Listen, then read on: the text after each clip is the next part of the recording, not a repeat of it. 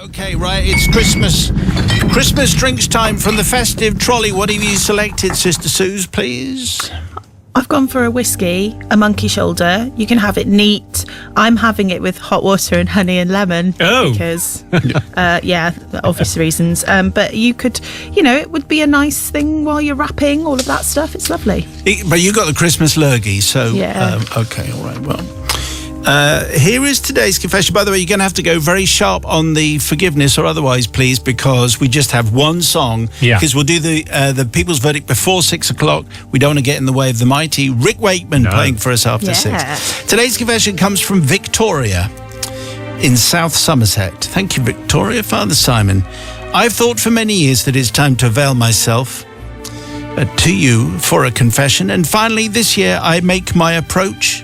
I write to you, Father Simon, as a 50-plus married woman, but once upon a time, I was a mere schoolgirl.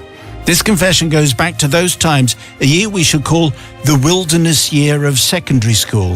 This is the third year, the midway year of 5-year secondary school life, now called, bafflingly, Year 9. Yeah, who understands that? The year before things get more serious for the GCSE work, the year you ditch French and PE, the year when pupils' behaviour is the most confident, but such confidence is not matched by effort, the year most teachers most probably dread. Adding to the teacher's strain, my confession relates to the last week of the term before break-up for Christmas holidays, a week that teachers are padding out with Christmas word searches and other nonsensical content. My classmates and I wandered into our home economics lesson, aka cookery. We brought with us no pre-prepared ingredients of 100 grams of this and that, and we said to our teacher, widely known to be in a relationship with a design tech teacher... Oh, good, I like this. Sticking to the traditional roles, you see. What are we doing today, miss? Today, class, she said, you will be making mince pies. Ooh. Oh, yes, we said, we love mince pies, but we haven't got any ingredients. Don't worry, came the reply, I have everything we need. And she did. So we set about in our groups first making the pastry, cutting it out and placing it in trays. Next came the filling, each ingredient carefully weighed out before being mixed in.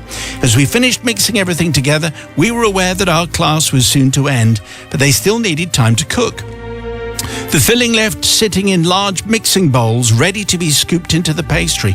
Don't worry, said the teacher, I will sort the rest out. Thanks, miss, we said. What time shall we come and collect them? And it's at this point, Father Simon, that things turned sour. Oh, they're not for you, she said. They're for the staff Christmas party. What a nerve. Wow. And with that, she left the room. Brilliant. Which was quite possibly one of her biggest mistakes. Well, 15 jaded 13-year-olds started to plot revenge for this abuse of labour. The revenge consisted of continuing the cooking by adding extra ingredients to the filling. Oh dear. Father Simon, it is difficult to recall exactly what else went into the mincemeat, but certainly it can hide a multitude of sins, including hair, dust, pencil sharpenings, and a sprinkling of mud from the flower beds in each of the windows. Okay. Mud. And who knows what else. All mixed in and perfectly disguised. The teacher returned to find 15... It was 13 earlier, but there are 2 more have appeared. Angelic faces smiling at her. And as we grabbed our coats to go, we wished her a happy Christmas as we left the room. We never heard further as to the impact of our cooking. We certainly imagined our teachers coming across the extra ingredients. That's a crunchy one, at their staff party. But they all return next year, sadly, so no disasters, it would appear. I beg forgiveness for taking part in such antics on defenceless teachers. However, in my defence, I will add, we were ruthlessly taken advantage of. Child labour is what I call it. I now throw myself on your mercy. Victoria, South Somerset. My real name is Victoria. There were so many of us in our school, it doesn't really narrow it down. Really? Yeah, that's okay.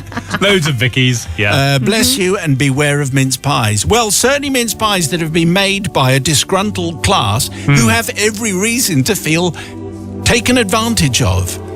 So I like that very much indeed. It made a lot of people smile, I think. But Sister Susie, I think you're going to be stern as ever.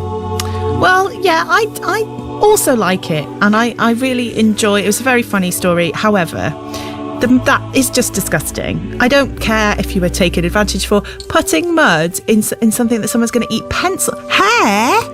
Yes, and other things. Ugh, disgusting. No, thank you. Not forgiven, I'm afraid.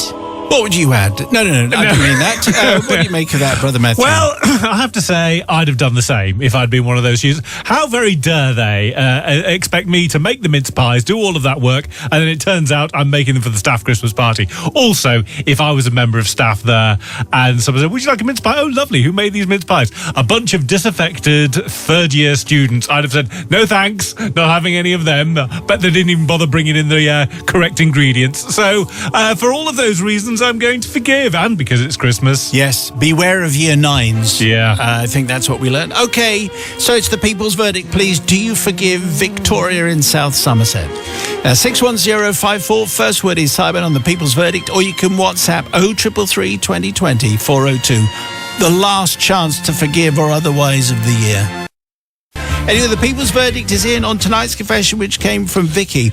A story of the third year who ended up thinking they were just doing a home economics class because the home economics teacher was widely believed to be in a relationship with the design tech teacher. Yes, we skated over that, didn't we? Making mince pies. They turned out they were for the staff Christmas party, and so they decided to add various other things to the mince pies. People's verdict. Here we go. So forgiven, says Tony. Doesn't everyone know that you don't eat anything a child makes in school? That's rule number 1.